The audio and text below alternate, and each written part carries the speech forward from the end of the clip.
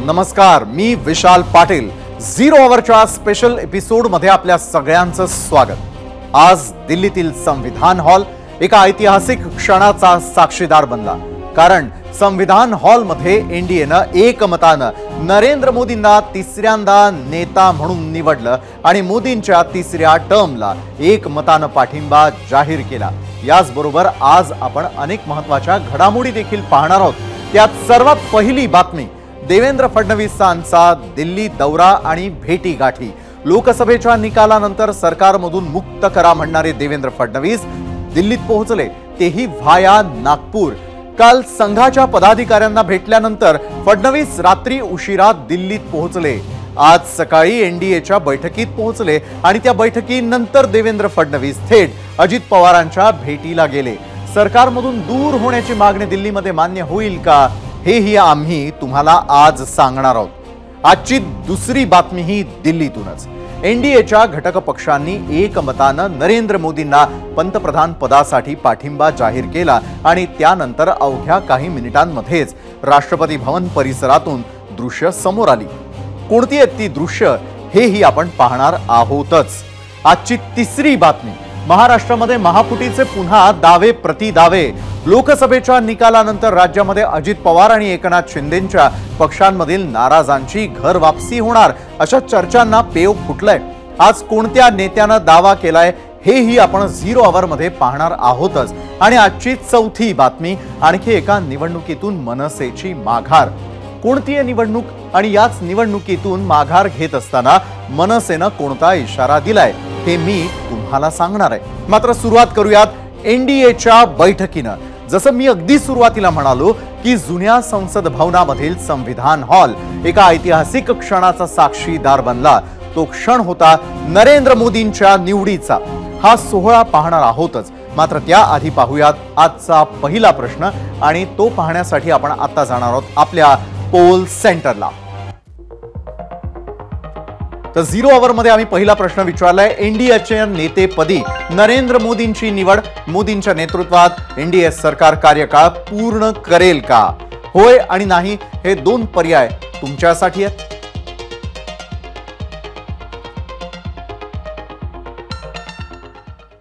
आज दिल्लीमध्ये पार पडलेल्या एनडीएच्या बैठकीमध्ये घटक पक्षांनी नरेंद्र मोदींनाच पंतप्रधान म्हणून पुन्हा एकदा पसंती दिली आहे। संरक्षण मंत्री राजनाथ सिंग यांनी बैठकीच्या सुरुवातीला मोदींच्या निवडीचा प्रस्ताव मांडला।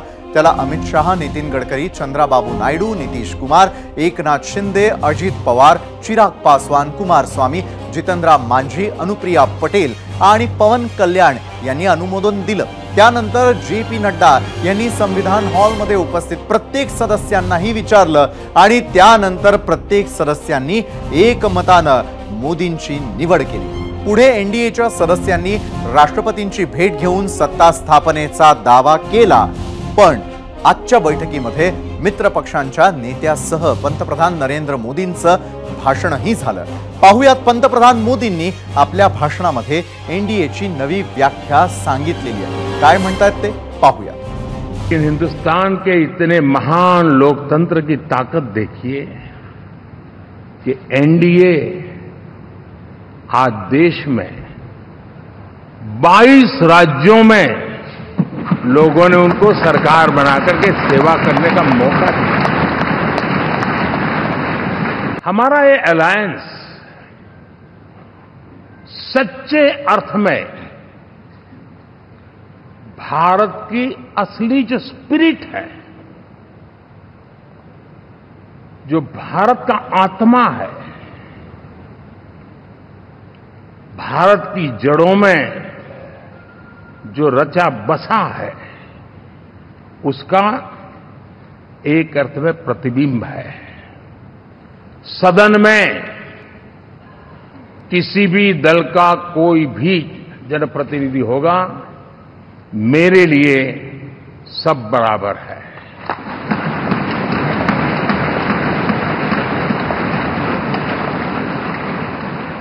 और यही एक भाव है जिसके कारण 30 साल से एनडीए अलायंस मजबूती के साथ आगे बढ़ा है।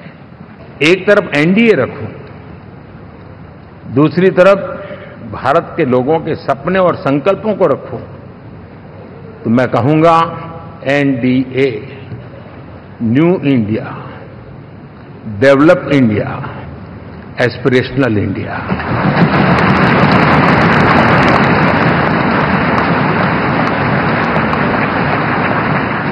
लेकिन देशवासी जानते हैं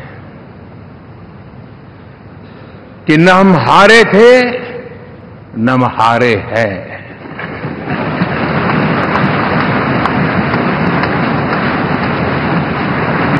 विकास का नया अध्याय लिखेंगे, गुड गवर्नेंस का नया अध्याय लिखेंगे, जनता जनार्दन की भागीदारी का नया अध्याय लिखेंगे और सब मिलकर के विकसित भारत के सपने को साकार करके रहेंगे। मैंने किसी को पूछा, यार ये तो ठीक है आंकड़े वांकड़े, तो मुझे ये बताओ कि ईवीएम जिंदा है कि मर गया?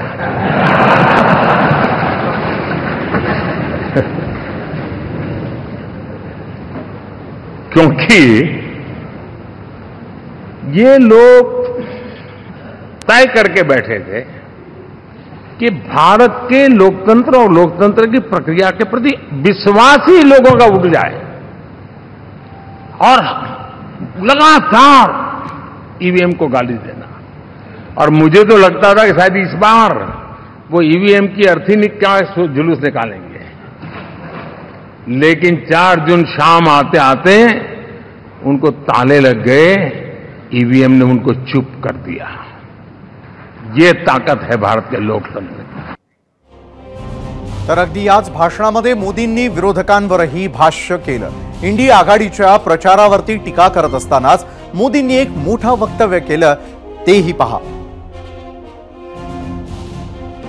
और मैं साफ देख रहा हूं साथियों, एनडीए वालों को अंदाज नहीं है, वे धीरे धीरे पहले तो डूब रहे थे, अब तेज गति से ये गर्त में जाने वाले हैं।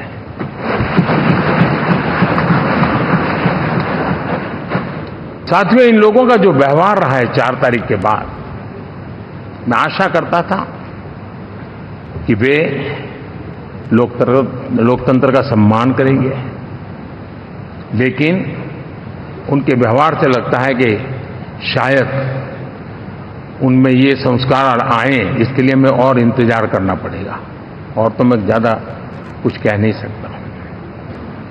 साथियों,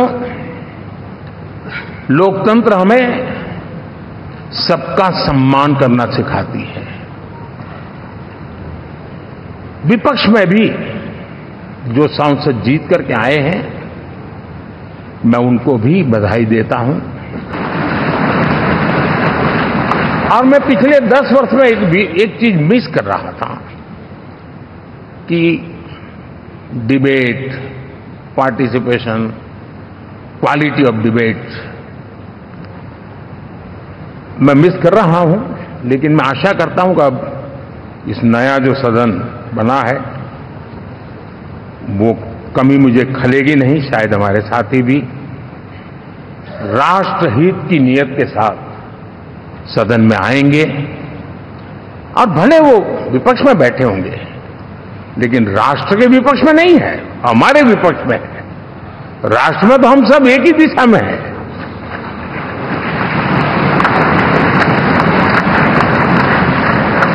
राष्ट्र में हमारा कोई पक्ष विपक्ष नहीं है, राष्ट्र में तो हम 140 करोड़ है। और मैं आशा करता हूं कि वो राष्ट्रहित की भावना को लेकर के सदन में आएंगे और सदन को समृद्धि देने में वे कुछ न कुछ योगदान करेंगे। एनडीएच्या प्रमुख नेत्यांनी आज मोदींच्या निवडीला अनुमोदन दिलं आणि त्यातल्या काहींनी छोटेखानी भाषण सुद्धा केलं। यातलं सर्वात उल्लेखनीय आणि खुसखुशीत भाषण होतं जनता दल युनायटेडच्या नितीश कुमार यांचं। रविवारऐवजी मोदींनी आजच पंतप्रधानपदाची शपथ घेऊन कामाला सुरुवात केली पाहिजे असा आग्रह सुद्धा त्यांनी केला। गेली 10 वर्ष मोदींनी देशाची सेवा केली, आता नव्या कार्यकाळामध्ये मोदीजी प्रत्येक राज्याचं जे काही काम उरलंय ते पूर्ण करतील अशी आशा सुद्धा त्यांनी व्यक्त केली। नितीश कुमार एनडीएची साथ सोडतील या आशेवर अनेक जण आहेत, त्यांना सुद्धा नितीश कुमारांनी आपल्या भाषणातून आता उत्तर दिलेलं आहे। हमारी party Janata Dal United, Bharatiya Janata party संसदीय दल के नेता आदरणीय श्री नरेंद्र मोदी जी को भारत के प्रधानमंत्री पद के लिए समर्थन देती है। और ये बहुत ही खुशी की बात है। 10 साल से ये प्रधानमंत्री हैं और फिर प्रधानमंत्री होने जा रहे हैं और इन्होंने पूरे देश की सेवा की। अब पूरा भरोसा है कि जो कुछ भी बचा है अगली बार ये सब पूरा कर देंगे और जो भी हर राज्य का है, और हम लोग पूरे तौर पर सब दिन इनके साथ रहेंगे और पूरे तौर पर जो कुछ भी है आज जिस तरह से भी ये करेंगे बहुत अच्छा है। और आप जान लीजिए कि कुछ लोग, हम लोगों को तो अब लगता है कि अगली बार जो आप आइएगा ना, तो इस बार हम देखें कि कुछ इधर उधर कुछ जीत गया है, अगली बार सब हारेगा, हमको पूरा भरोसा है। ये सब बिना मतलब का बात बोल बोल करके, बिना मतलब का बात बोल बोल करके क्या किया है? और ये सब कोई काम किया है? उन लोगों ने आज तक कोई काम नहीं किया, देश की कोई सेवा नहीं की है। लेकिन आपने इतनी सेवा की है और उसके बाद इस तरह से हुआ है, तब इस बार फिर जो मौका मिला है, तो इस मौका के बाद आगे अब उन लोगों के लिए कोई गुंजाइश नहीं रहेगा, वो सब खत्म हो जाएगा। अब बिहार, आज देश बहुत आगे बढ़ेगा। अब बिहार का भी तो सब काम हो ही जाएगा, जो कुछ भी बचा हुआ है उसको ही कर देंगे। सबसे पुराना इलाका है, तो इसीलिए हम लोग तो पूरे तौर पर हर तरह से जो आप चाहिएगा उस काम के लिए हम लोग लगे रहेंगे और बहुत अच्छा होगा। अब जितने लोग साथ हुए हैं अब बहुत अच्छा है और सब लोग बहुत अच्छे ढंग से अपनी बात कर रहे हैं, तो सब लोग ठीक है। हम मिल करके सब लोग चलेंगे और हम लोग पूरा आपके साथ रहेंगे और आप पूरे देश को कितना आगे बढ़ाएंगे ये बहुत खुशी की बात होगी।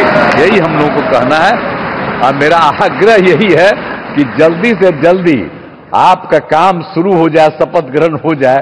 अब आप एतवार को करने वाले हैं, तो हम तो चाहते थे कि आजो हो जाता तो अच्छा था, लेकिन आपकी जब इच्छा है तो जब भी हो, जितना तेजी से काम हो जाए तो बहुत अच्छा है और बहुत अच्छा रहेगा। अब इस बार हम लोगों का इससे बड़ी खुशी होगी। हम लोग आगे चलेंगे इन्हीं शब्दों के साथ। बहुत बहुत धन्यवाद।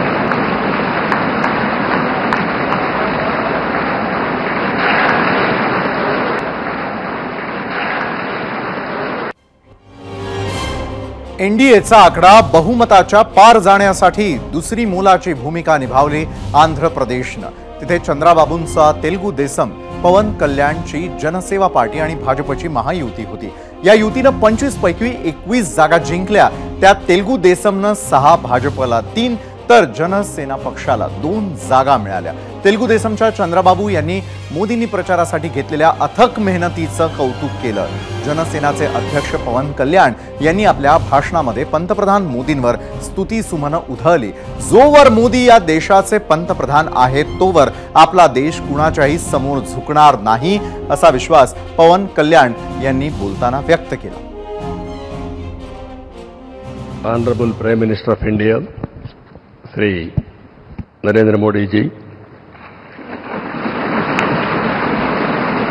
Honorable, I have seen for the election campaign, for the 3 months, Honorable PM never took any rest. Day and night, he campaigned. I am confident under his leadership, Indians are going to become global leaders in the near future. It is going to happen. I am very happy to share some of my ideas with you. This is the proudest moment in my life. Thank you. Thank you very much. मैं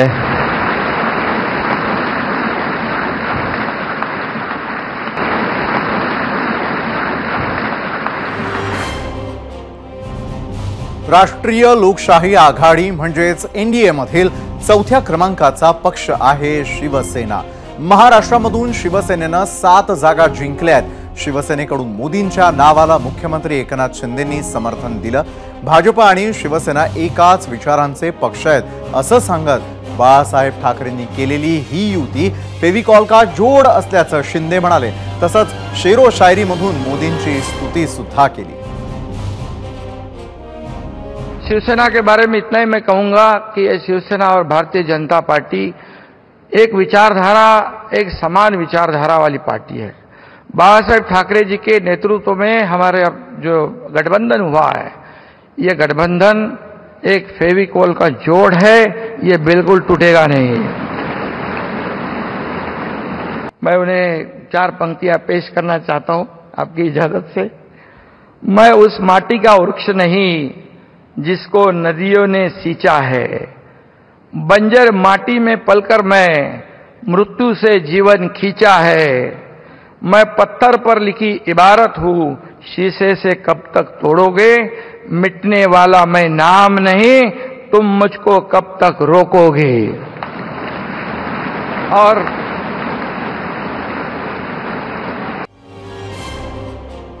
यावेळी लोकसभेला NDA मध्ये महाराष्ट्रामधून राष्ट्रवादी पक्षाची entry झाली होती। आज central हॉलमधील बैठकीमध्ये राष्ट्रवादीतर्फे उपमुख्यमंत्री अजित पवार यांनी नरेंद्र मोदींच्या नावाला समर्थन दिलं। या लोकसभेमध्ये सुनील तटकरे यांच्या रूपानं राष्ट्रवादीचा केवळ एक खासदार निवडून आलेला आहे।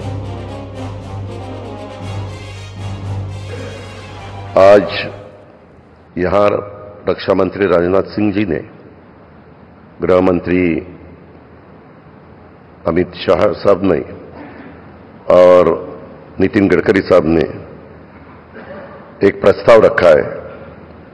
वो उस प्रस्ताव का समर्थन करने के लिए मैं आप सबके सामने खड़ा हूं। मेरी पार्टी राष्ट्रवादी कांग्रेस पार्टी की तरफ से एनडीए संसदीय दल के नेता पद पर श्री नरेंद्र मोदी जी के नाम का समर्थन करता हूं। इकडे संविधान हॉलमध्ये एनडीएच्या घटक पक्षांनी मोदींना समर्थन दिलं, तर तिकडे राष्ट्रपती भवन परिसरामध्ये मोदींच्या शपथविधीची तयारी सुरू झाली। 9 जूनला म्हणजेच परवा दिवशी देशात एनडीएचं सरकार स्थापन होणार आहे। पंतप्रधान मोदींच्या नेतृत्वात स्थापन होणाऱ्या या सरकारमध्ये नितीश कुमार यांचा जेडीयू आणि चंद्राबाबू नायडूंच्या तेलुगू देसमला महत्त्वाचं स्थान असणार आहे। 9 तारखेला संध्याकाळी 6 वाजता राष्ट्रपती भवनामध्ये पंतप्रधान मोदींच्या शपथविधीचा सोहळा सुरू होईल। राष्ट्रपती भवनात मोदींच्या शपथविधीची जय्यत तयारी सुरू झालेली आहे। तर आज संध्याकाळी मोदींनी राष्ट्रपती भवनामध्ये जाऊन राष्ट्रपती द्रौपदी मुर्मू यांची भेट घेतली, त्यानंतर माध्यमांशी संवाद साधला। देखिए, राष्ट्रपति भवन के अंदर शपथ ग्रहण की तैयारियां भी शुरू हो गई हैं और मैं आपको एक्सक्लूसिव तस्वीरें दिखा रहा हूं राष्ट्रपति भवन के अंदर की। देखिए, यहीं पर शपथ ग्रहण का कार्यक्रम होना है, ये उसकी तैयारियां चल रही हैं। ये राष्ट्रपति भवन का फोरकोर्ट है और उसके भीतर एक तरफ से हम देख रहे हैं कि कुर्सियां यहां लगा दी गई हैं। सामने की ओर जो स्टेज है वो स्टेज तैयार किया जा रहा है।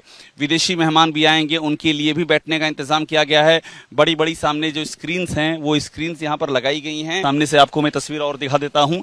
ये जहां आप देख रहे हैं तिरंगा को लहराते हुए, उसके चारों ओर का ये जो पूरा भाग है, इसमें लगातार बहुत ही खूबसूरत तरीके से इसको सुरक्षा भी ध्यान दी जा रही है। और सुरक्षा के साथ साथ में जो राष्ट्रपति भवन का जो क्लासिकल जो एक सौंदर्य है, यहाँ की जो वास्तुकला है, जो यहाँ की विरासत परंपरा है, उन सबको संजोते हुए ये तैयारियां लगातार यहाँ पर जारी हैं। तर दिल्लीमधील याच बातम्या पाहिल्यानंतर आता वेळ झालेली आहे महाराष्ट्राच्या म्हणजे तुम्ही दिलेल्या प्रतिक्रिया पाहण्याची, आणि त्या प्रतिक्रियांसाठी जाऊयात आपल्या मीडिया सेंटरवर। आज आम्ही विचारलेलं होतं एनडीएच्या नेतेपदी नरेंद्र मोदींची निवड, मोदींच्या नेतृत्वात एनडीए सरकार कार्यकाळ पूर्ण करेल का? होय आणि नाही हे 2 पर्याय तुमच्यासाठी होते। त्यानंतर एक्स वरती धोंडप्पा नंदे म्हणतात आता सत्तेत भागीदार वाढल्यात, आघाडी धर्माचं पालन केलं तरच हे सरकार नीट चालवता येईल। त्यानंतर एक्स वरती किरण सुभाषराव घुगे म्हणतात एनडीए पेक्षा इंडिया आघाडीमध्ये फुटणाऱ्यांची संख्या जास्त आहे आणि पक्ष फोडण्याचा अनुभव बीजेपीला जास्त आहे। तर युट्यूबवरती बाळासाहेब गुंड म्हणतात, एनडीएनं गडकरी आणि मोदी यांच्या नावावर मतदान घेऊन जर निवड केली असती तर गडकरी यांची निवड झाली असती. त्यानंतर वसंत अनवरे म्हणतात, आता पूर्वीच्या सारखी अरेरावीत चालणार नाही.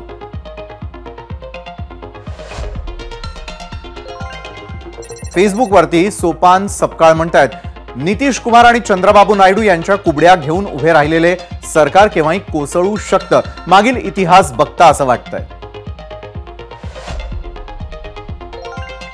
तर फेसबुकवरती संजय मोरे म्हणतात, नितीश कुमार आणि चंद्रबाबू यांच्या किती आणि कोणत्या मागण्या पूर्ण करायच्या आणि भाजपची सहनशीलता यावर सरकारचा कार्यकाळ अवलंबून असेल. त्यानंतर इंस्टाग्रामवरती श्याम ठाणेदार म्हणतात, घटक पक्षांचा योग्य मान राखला गेला तरच मोदीजी आपला तिसरा कार्यकाळ पूर्ण करतील. इंस्टाग्रामवरतीच राजपूत मदन सिंग म्हणतात, विरोधकांनी संविधान बदलाचा खोटा प्रचार करून काही यश मिळवलं पण मोदीजींना रोखू शकले नाहीत. मोदीजी 5 वर्ष कायम राहणार.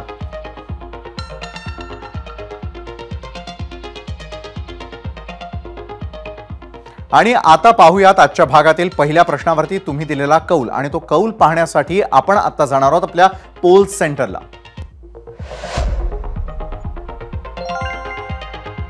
तर एकूण मतं युट्यूबवरती 41,000 आपल्याला प्राप्त झाली. त्यापैकी होय म्हणतात 35%, 65% म्हणतात नाही. त्यानंतर इंस्टाग्रामवरती एकूण 4,000 मतं आपल्याला प्राप्त झालेली आहेत. या 4,000 मतांची तुलना जर आपण पाहिली तर होय म्हणतायत 64%, नाही म्हणतायत 36%.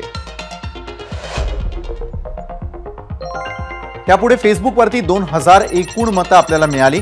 या 2,000 मतांपैकी होय म्हणतायत 49%, 51% म्हणतायत नाही.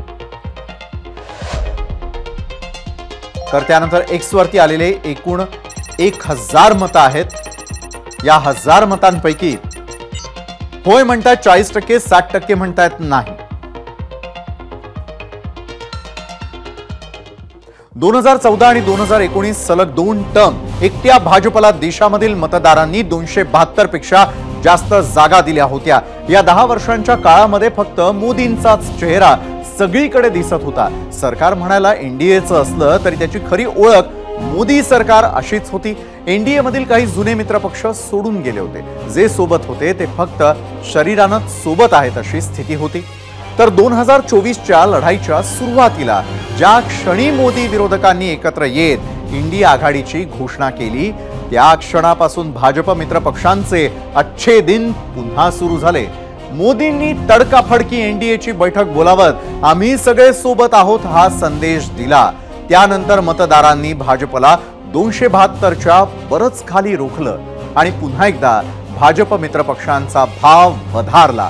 आपल्या फ्रेममध्ये शक्यतो कुणीही येणार नाही किंवा कोण येतच याची बारकाईनं काळजी घेणारे, कॅमेऱ्याच्या आणि त्याच्यामध्ये कुणी आलंच तर त्याला अगदी प्रेमानं बाजूला सारणारे मोदी आपण गेली 10 वर्ष पाहिलेले आहेत. मात्र गेली 2 दिवस मित्र पक्षातील नेत्यांसोबत हसताना, गप्पा मारताना एकदम कॅज्युअल मूड मध्ये मोदी आपण पाहतो आहोत.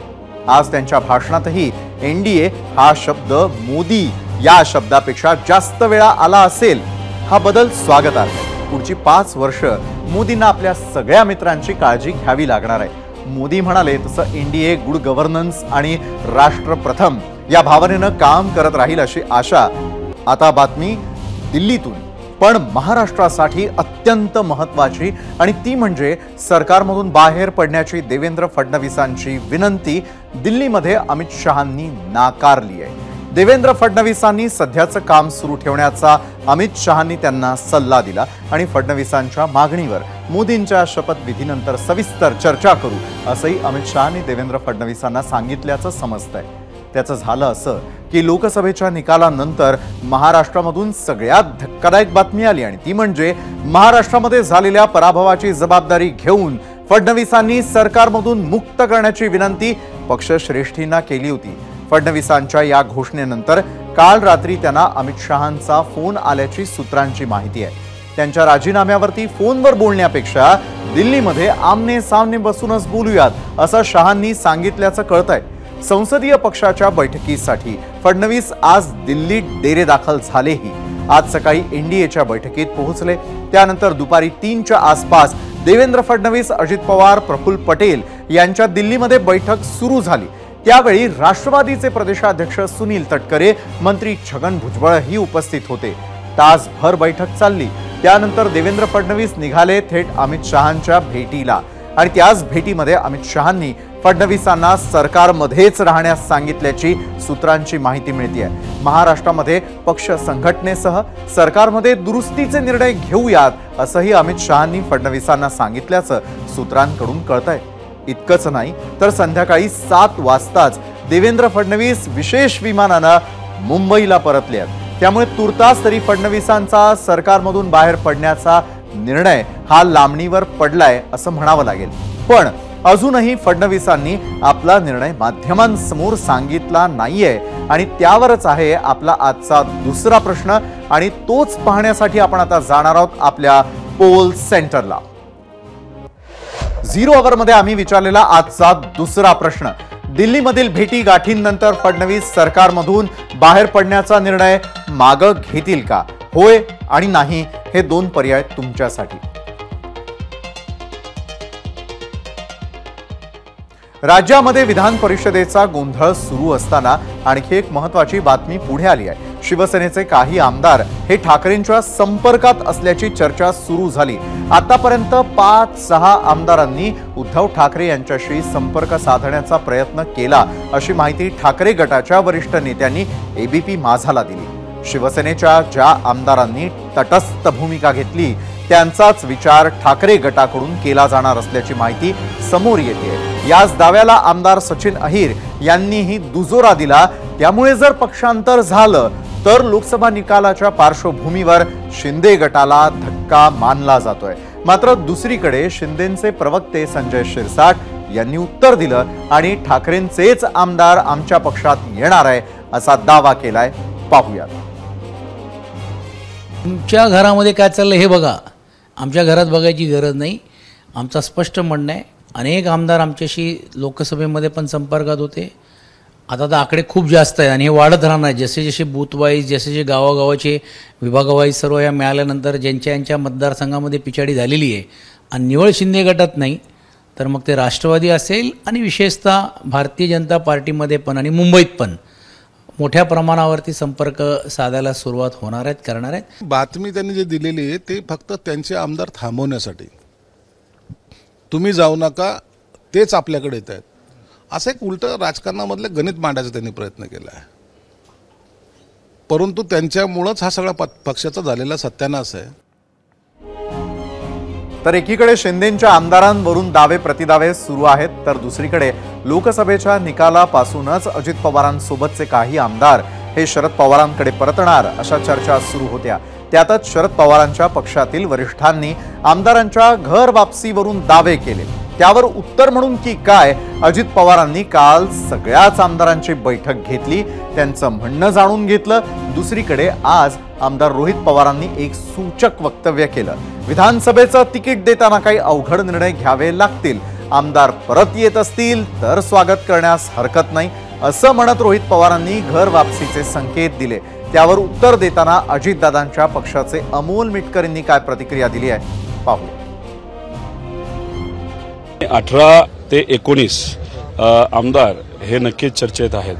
आता अभिनंदनाचे फोन मेसेजेस नक्कीच येत आहेत, पण महत्त्वाचं काय की जेव्हा इलेक्शन आपण लढत होतो तेव्हा शुभेच्छाचे फोन आणि मेसेजेस आले नव्हते, अचानक अभिनंदनाचे का सुरू झाले। आता याच्यात जो 18-19चा आकडा आहे त्याच्यातले अनेक असे काही चांगले आमदार आहेत ज्यांना खऱ्या अर्थाने घेतलं तर पार्टीचा फायदाच होईल आणि त्यांना वेगळ्या दृष्टिकोनातून तिथं नेलेलं आहे, खोट्या काही गोष्टी करून मारून मुटकून। त्यामुळे त्यातले काही आमदार परत येत असतील तर ते स्वागत करायला काही हरकत नाही। तुतारी गटाच्या 2 ते 3 आमदारांनी संपर्क केलाय। माहिती अंती असं लक्षात येतंय की येणारं अधिवेशन आणि 28 जूनला मांडण्यात जाणारा अर्थसंकल्प हे डोळ्यासमोर ठेवून आमच्या विधानसभा मतदारसंघामध्ये आम्हाला कामं करायची आहेत म्हणून आम्हाला तुमच्यासोबत यायचं आहे अशी चर्चा 2 आमदारांची आमच्या वरिष्ठातील काही वरिष्ठांसोबत झालेली आहे। त्यांची नावं पण मला माहीत आहेत, पण यावेळी त्यांचं नाव घेणं योग्य राहणार नाही, कारण तुतारी गटाचा नव्याने उदयाला आलेला नेता यांच्याकडून त्यांच्या जीवाला पण धोका निर्माण होण्याची शक्यता नाकारता येत नाही. मात्र लवकरच आमचे आमदार त्यांच्या संपर्कात आहेत की त्यांचे 3 आमच्याकडे येत आहेत, हे तुम्हाला अधिवेशन होईपर्यंत दिसेल. लोकसभेमध्ये महायुतीच्या जागा मोठ्या प्रमाणात घटल्या आणि त्यानंतर आरोप प्रत्यारोपांचं सत्र सुरू झालंय. यात तिकीट नाकारले गेलेले शिवसेनेचे उमेदवार आघाडीवरती आहेत असं दिसतंय. काल माजी खासदार भावना गवळी यांनी आपली खतखत बोलून दाखवली. आज रामटेकचे माजी खासदार कृपाल तुमाने यांनी देखील थेट भाजप प्रदेशाध्यक्ष चंद्रशेखर बावनकुळे यांच्यावरच बाण चालवले. रामटेकच्या पराभवाचे व्हिलन चंद्रशेखर बावनकुळे हेच आहेत असा घणाघात त्यांनी केला. तसंच बावनकुळे यांच्यामुळेच आपलं तिकीट कापलं गेलं असा आरोपही ते करतायत. चुकीचे सर्वे दाखवत बावनकुळेंनी मुख्यमंत्री एकनाथ शिंदे यांच्यावर दबाव टाकल्याचा दावाही तुमानेंनी केला. एवढ्यावरच न थांबता बावनकुळेंच्या राजीनाम्याची मागणीच तुमाने यांनी केलेली आहे. महायुतीमधील ही नाराजी कधी, कुठे, कशी आणि कुणाला भोवणार याकडे मात्र आता सगळ्यांचंच लक्ष लागून आहे. आमचे प्रदेश अध्यक्ष भारतीय जनता पक्षाचे यांनी कोणता सर्वे केला मला माहिती नाही, परंतु मला एवढंच म्हणावं लागेल की त्यांनी जो हट्ट धरला माझी तिकीट कापण्यासाठी, यामागे त्यांचा हेतू काय होता मला कळत नाही आहे. पण काँग्रेसचा कार्यकर्ता आणून, काँग्रेसच्या आमदारला आणून त्याला तिकीट द्यायला लावणे ही कोणती पद्धती माहिती नाही. परंतु सन्माननीय आमचे बावनकुळे साहेबांनी म्हटलेलं होतं की बा ज्यांच्या विधानसभेमध्ये परफॉर्मन्स चांगला नाही राहणार त्यांच्यावर कारवाई करील. बावनकुळेंना आता प्रदेशाध्यक्ष पदावर राहण्याचा अधिकार राहतो का? तसा तर नाही राहत, कारण त्यांनीच म्हटलं होतं ज्याचा परफॉर्मन्स खराब असेल, ज्याच्या विधानसभेत किंवा नगर परिषदेत किंवा जिल्हा परिषदेत, त्याला मी पदावरून हटवील. आता त्यांनी स्वतःचा विचार करावा. मला परत एकदा सांगा की रामटेकच्या पराभवाचा विलन कोण आहे? बावनकुळे साहेब. लोकसभेचं वारं थंडावत असतानाच राज्यामध्ये पदवीधर आणि शिक्षक मतदारसंघाच्या निवडणुकीनं वातावरण तापलेलंच आहे. विधान परिषदेच्या उमेदवारीवरून महायुतीमध्ये नाराजी नाट्य पाहायला मिळालं आणि भाजपचे नेते महायुतीचा धर्म पाळत नसल्याचं शिवसेनेचं म्हणणं आहे. कोकण पदवीधर, मुंबई शिक्षक आणि मुंबई पदवीधर या 3 जागांसाठी भाजपनं शिवसेनेला विश्वासात घेतलं नाही आणि परस्पर 3ही जागांची घोषणा केली असा आरोप शिवसेनेनं केलेला आहे. शिवसेनेकडून दीपक सावंत आणि संजय मोरे यांनीही अर्ज दाखल केलाय. मात्र पक्षाकडून एबी फॉर्म अद्यापपर्यंत दिलेला नाही. तर तिकडे राष्ट्रवादीकडून नाशिक आणि मुंबईसाठी अर्ज दाखल करण्यात आलेले आहेत. या सगळ्या घडामोडी सुरू असतानाच कोकण पदवीधर मतदारसंघाच्या निवडणुकीतून मनसेनं माघार घेतली आहे. 2 दिवसांपूर्वी फडणवीसांनी राज ठाकरेंची भेट घेत विनंती केली होती आणि त्यानंतर मनसेच्या अभिजित पानसे यांनी माघार घेण्याचा निर्णय घेतलाय. मात्र असा प्रकार वारंवार होणार नाही असा इशाराही राज ठाकरेंनी भाजपला दिलाय असं मनसे नेते नितीन सरदेसाईंनी सांगितलं. पदवीधरमधून महाराष्ट्र नवनिर्माण सेनेने आज फॉर्म भरायचा नाही, माननीय देवेंद्र फडणवीसजी यांनी केलेल्या विनंतीला सन्माननीय साहेबांनी मान दिलेला आहे आणि आम्ही त्यामुळे फॉर्म भरायला गेलो नाही. पाठिंबा देणार का तुम्हाला? जसं लोकसभेच्या निवडणुकीत पाठिंबा देण्यात नाही, अजून काय या गोष्टीची वाच्यता काही माननीय साहेबांनी राजसाहेबांनी केली नाही, त्यामुळे त्याविषयी मी बोलू इच्छित नाही. पण देवेंद्रजींनी स्वतः येऊन जी विनंती केली त्या विनंतीला मान देऊन राजसाहेबांनी आज असा निर्णय घेतलेला आहे की ते आमचे अभिजित पानसे हे या निवडणुकीचा अर्ज भरणार नाहीत. फक्त निरंजन डावखरे हेच त्याचे उमेदवार असतील आणि आमचे अभिजित पानसे निवडणूक लढवणार नाहीत आणि निरंजन डावखरे हे भाजपतर्फे उमेदवार असतील. तिकडे महाविकास आघाडीमध्ये सुद्धा सारं काही आलबेल आहे का असा प्रश्न पडतो. कारण कोकण पदवीधरवरून आता ठाकरे गट आणि काँग्रेसची रस्सीखेच सुरू असल्याचं दिसतंय. काँग्रेसच्या रमेश कीर यांनी कोकण पदवीधर मतदारसंघातून आपला उमेदवारी अर्ज भरलाय. तरी देखील शिवसेना उबाठा पक्षाचे किशोर जैन हे आपला उमेदवारी अर्ज भरण्यासाठी नवी मुंबईतील कोकण भवन इथे पोहोचले. यावेळी शिवसेना उबाठा आणि भाजपच्या कार्यकर्ते आमने सामने आले. तिथे भाजपचे निरंजन डावखरे सुद्धा अर्ज भरण्यासाठी आले होते आणि यावेळी भाजपकडून पंतप्रधान मोदींच्या नावाच्या घोषणा देण्यात आल्या तर ठाकरे गटाकडून उद्धव ठाकरेंच्या नावाची घोषणाबाजी केली गेली.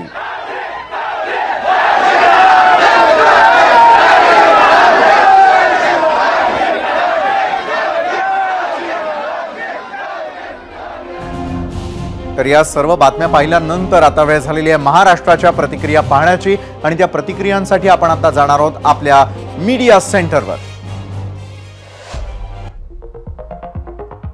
तर आम्ही आज दुसरा प्रश्न विचारला होता, दिल्लीतील भेटीगाठींनंतर फडणवीस सरकारमधून बाहेर पडण्याचा निर्णय मागे घेतील का? होय आणि नाही हे दोन पर्याय तुमच्यासाठी होते। त्यावरती आलेल्या तुमच्या प्रतिक्रिया एक्स वरती वरुण म्हणतात हे सगळं नाटक सुरू आहे, दबाव तंत्राचा एक भाग आहे। गोपाळ दंडगव्हाळे म्हणतायत दिल्लीतल्या भेटीमध्ये जे पण घडेल ते येणाऱ्या विधानसभेमध्ये महाराष्ट्र भाजपची दिशा ठरवेल। त्यानंतर युट्यूबवरती कौस्तुभ प्रभूने म्हणतायत सगळं नाटक आहे, जबाबदारी घ्यायची असती तर विनंती करण्यापेक्षा थेट राजीनामाच दिला असता। त्यानंतर युट्यूबवरती महेश देवकर म्हणतायत राजीनामा मागे घ्यावा पण आत्मपरीक्षण जरूर करावं। फेसबुकवरती जयशंकर सिंग परिहार म्हणतायत भाजपचा महाराष्ट्रातील सगळ्यात मोठा चेहरा देवेंद्र फडणवीस असल्यामुळे वरिष्ठ त्यांना निर्णय मागे घ्यायला लावतील। तर इंस्टाग्रामवरती उज्ज्वल कुमार म्हस्के म्हणतात वरिष्ठांच्या सांगण्यावरून फडणवीस निर्णय बदलतील। तर देवेंद्र फडणवीसांची सरकारमधून बाहेर पडण्याची इच्छा, त्यासाठी वरिष्ठांना केलेली विनंती, दिल्लीवारी, या सगळ्या घडामोडींचं विश्लेषण आपण पाहिलं आणि आता पाहूयात यावर आम्ही विचारलेल्या प्रश्नावरती दिलेला तुमचा कौल आणि तो कौल पाहण्यासाठी आपण आता जाणार आहोत आपल्या पोल सेंटरला। 0 ओव्हरमध्ये तुम्ही काय कौल दिलाय? एकूण मतं आपल्याला 52,000 आज प्राप्त झाली आहेत युट्यूबवर। या 52,000 मतांपैकी होय म्हणतायत 67%, नाही म्हणतायत 33%। तर एक्स वरती आलेल्या प्रतिक्रियांपैकी होय म्हणणाऱ्यांची टक्केवारी आहे 54%, 46% म्हणतायत नाही। तर इंस्टाग्रामवरती एकूण मतं आहेत 2500, या 2500 मतांपैकी होय म्हणतायत 67%, 33% म्हणतायत नाही। तर फेसबुकवरती देखील मोठ्या प्रमाणात तुम्ही प्रतिक्रिया दिल्या, त्यातला जर कौल पाहिला होय म्हणतायत 47%, नाही म्हणतायत 53%। तर महाराष्ट्रामधील निकालाची, लोकसभेतील यशापयशाची, श्रेय अपश्रेयाची, हिरो कोण व्हिलन कोण याची चर्चा होईल असं वाटत होतं, पण देवेंद्र फडणवीसांनी पायउतार होण्याची तयारी दाखवली आणि तेव्हापासून सगळा फोकस त्यांच्यावर शिफ्ट झाला। दिल्लीमधील भेटीगाठींमध्ये पक्षश्रेष्ठी त्यांची समजूत घालतात का याकडे सर्वांचं लक्ष आहे। जर फडणवीसांची इच्छा मान्य केली तर त्यांच्या विना शिंदे सरकार समोर कोणत्या अडचणी येतील याचा उहापोह या बैठकांमध्ये झाला असेल। फडणवीसांना केंद्रात बोलावणार का अशी एक चर्चा सुद्धा गेल्या 5 वर्षात बऱ्याचदा झाली। मोदी 3.0 किंवा मोदी आता म्हणतात तसं एनडीए 3.0 मध्ये काम करण्यासाठी फडणवीसांना दिल्लीमध्ये बोलावलं जाईल की राज्यातच काम करण्यासाठी त्यांच्यावर विश्वास दाखवला जाईल हे आम्ही तुमच्यापर्यंत पोहोचवत राहूच। एबीपी माझा, उघडा डोळे बघा नीट।